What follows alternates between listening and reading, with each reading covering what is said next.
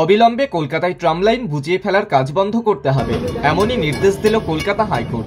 প্রধান বিচারপতি T.S.. শিবজ্ঞানমের division বেঞ্চের স্পষ্ট নির্দেশ, ট্রাম লাইন বুঝিয়ে ফেলার বিষয়ে ছবি সহ রিপোর্ট রাজ্যকে জমা করতে হবে আদালতে।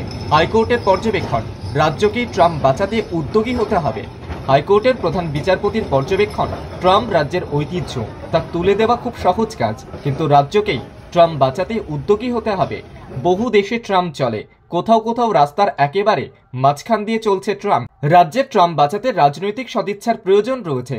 শহরের রাস্তায় ট্রাম ফিরিয়ে আনার দাবিতে কলকাতা হাইকোর্টের দ্বারস্থ হয়েছিল একটি নাগরিক সংগঠন। তারা অভিযোগ করেছিল, রাস্তায় যাতে ট্রাম চলতে না পারে তাই কালীঘাট, ভবানীপুর, জাজেস কোর্ট, খিদিরপুরে ট্রাম লাইনে পিচ দিয়ে ঢেকে দেওয়া হয়েছে। এবার এই লাইন বুঝিয়ে ফেলার কাজ অবিলম্বে বন্ধ করতে বলল হাইকোর্ট। প্রধান বিচারপতির স্পষ্ট নির্দেশ, যে দু জায়গাতে ট্রাম তুলে দেওয়ার অভিযোগ উঠেছে তা নিয়ে কলকাতা পুলিশ তদন্ত করে দেখবে। আদালতের আরও পর্যবেক্ষণ, উপরতলার হাত না থাকলে এভাবে ট্রাম লাইন বুঝিয়ে ফেলা যায় না।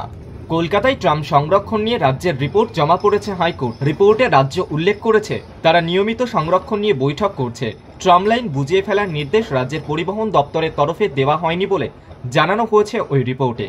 নাগরিক সংগঠন ট্রাম লাইন নিয়ে মামলা করেছিল। তার পরিপ্রেক্ষিতে কিভাবে বিভিন্ন জটিলতা কাটিয়ে ট্রাম চালানোর ব্যবস্থা করা যায় তা খতিয়ে দেখবে পুলিশ, পরিবহন বিশেষজ্ঞ, কলকাতা পুরসভা, রাজ্য পরিবহন নিগম সহ বিভিন্ন পক্ষের প্রতিনিধিদের নিয়ে গঠিত কমিটি। সেই মামলা চলার মধ্যে রাজ্য সরকার জানায় তারা শহরে ট্রাম চালাতে বিশেষ আগ্রহী নয়। মামলাকারী সংগঠনটি অভিযোগ করেছিল যে হাতে গোনা চালু রুটগুলি থেকে ট্রাম তুলে দিতে সরকার তৎপর হয়ে উঠেছে। শুধু তাই নয়, আদালতের গড়ে দেওয়া কমিটির সুপারিশও তারা উপেক্ষা করছে বলে অভিযোগ জানায় ওই সংগঠন। তাদের আরও অভিযোগ, ট্রাম যাতে না চলতে পারে তার জন্য কালীঘাট, ভবানীপুর, জাজেস কোর্ট, খিদিরপুরে ট্রাম লাইন ঢেকে দেওয়া হয়েছে পিচ দিয়ে। এবার এই নিয়ে কড়া নির্দেশ দিল কলকাতা হাইকোর্ট।